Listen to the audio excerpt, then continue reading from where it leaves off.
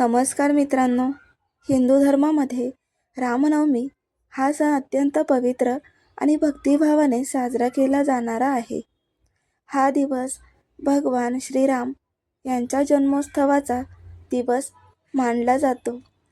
भगवान श्रीराम हे भगवान विष्णू यांचे 7वे अवतार असून त्यांनी पृथ्वीवर धर्माची स्थापना करण्यासाठी आणि अधर्माचा नाश करण्यासाठी अवतार घेतला.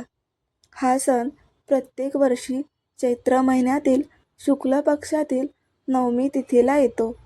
चैत्र नवरात्र या पवित्र नवरात्रीचा समारोपही याच दिवशी होतो. धार्मिक मान्यतेनुसार भगवान श्रीरामांचा जन्म मध्यान्ह काळात झाला होता. त्यामुळे या दिवशी मध्यान्ह वेळेला पूजा करणे सर्वात शुभ मानले जाते. 2026 मधील रामनवमीची संपूर्ण माहिती आपण जाणून घेणार आहोत. तिथी कधी सुरू होते तर 26 मार्च 2026ला सकाळी 11:48 आणि याची समाप्ती 27 मार्च 2026ला सकाळी 10:06. तर गुरुवारी शुभ मुहूर्त आणि पूजा सकाळी 11:13 ते दुपारी 1:41. मध्यान्ह क्षण दुपारी 12:27. एकूण 2 तास 27 मिनिटांचा कालावधी. रामनवमी पूजाविधी. या दिवशी सकाळी लवकर उठून स्नान करून स्वच्छ व पवित्र वस्त्र परिधान करा. घरातील पूजास्थळ स्वच्छ करून पवित्र वातावरण तयार करा. पूजा कशी करावी? लाकडी चौकीवर पिवळा कपडा अंथरा. त्यावर भगवान श्रीराम यांची मूर्ती किंवा राम दरबार स्थापित करा. कलश स्थापना करून पूजा सुरू करा.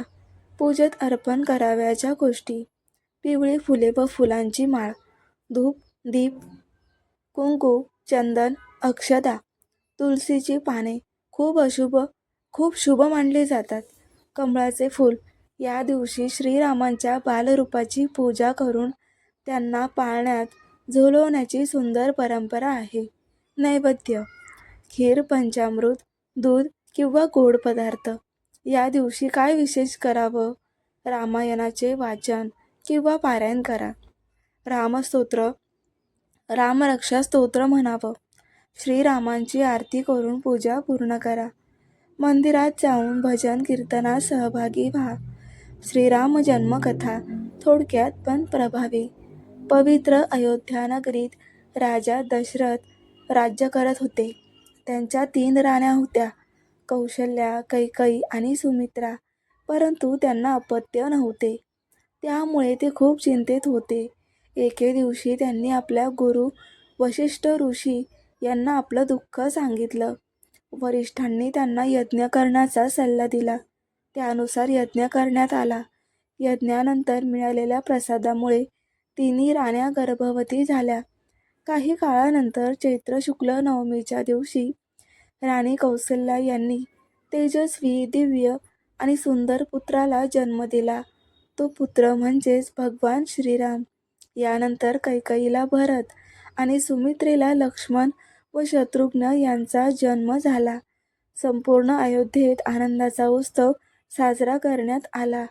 रामनवमीचे आध्यात्मिक महत्त्व: या दिवशी उपवास आणि पूजा केल्याने सर्व मनोकामना पूर्ण होतात. जीवनातील दुःख, संकटे आणि अडचणी दूर होतात. घरात सुख, शांती आणि समृद्धी येते. भगवान श्रीरामांची कृपा सदैव आपल्यावर राहते.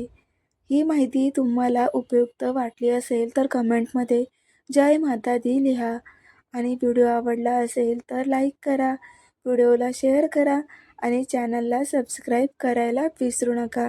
अशाच आपण जे पण काही सण उत्सव आहेत त्याच्या माहितीसाठी ह्या चॅनलवरती आपण राहायला पाहिजे.